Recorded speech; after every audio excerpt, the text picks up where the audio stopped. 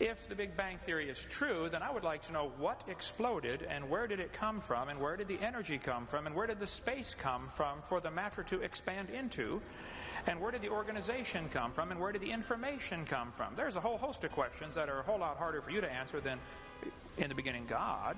Where's information come from? This universe is not just random molecules circulating around. I mean, it carries information. Just like a book is so much more than ink on a paper, it carries information.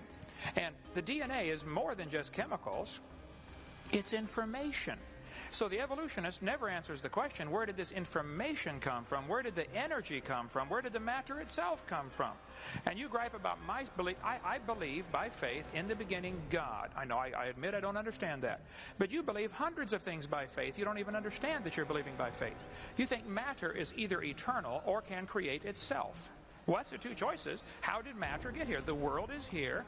Where did the matter come from? Did it just happen by itself, or is it all just imaginary? We're not really here at all.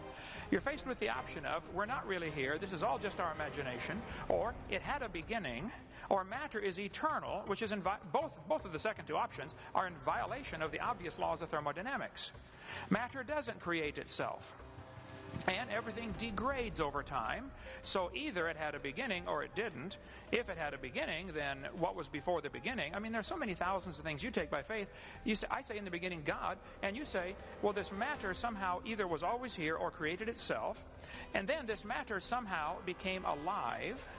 And then this first living thing learned how to reproduce.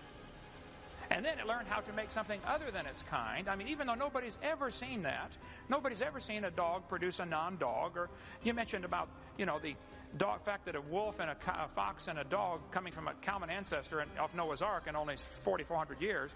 For heaven's sake, you believe they came from a rock.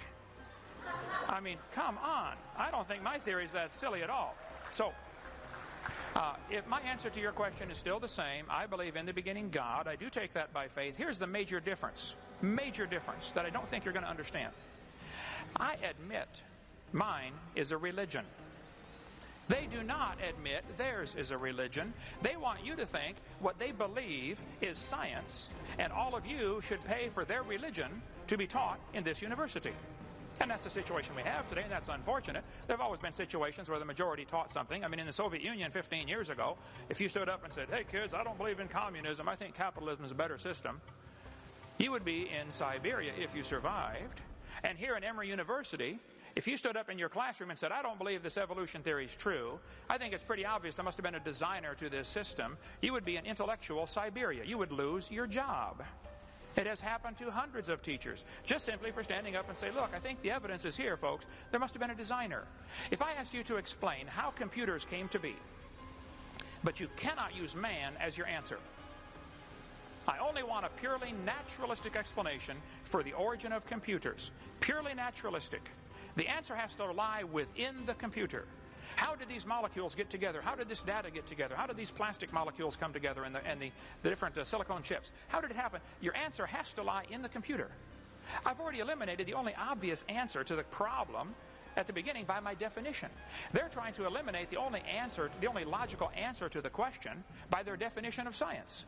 They want to define science as things that we can observe and test and demonstrate in the natural world. Okay, well then that eliminates both evolution and creation. Both are unobserved. We don't see anything change. We don't see anything created from nothing.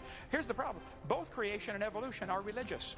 I admit mine's a religion. They don't admit theirs is a religion. And all of us are paying for their religion to be taught in the school system. And I, for one, resent that. So my answer is still the same. God did it.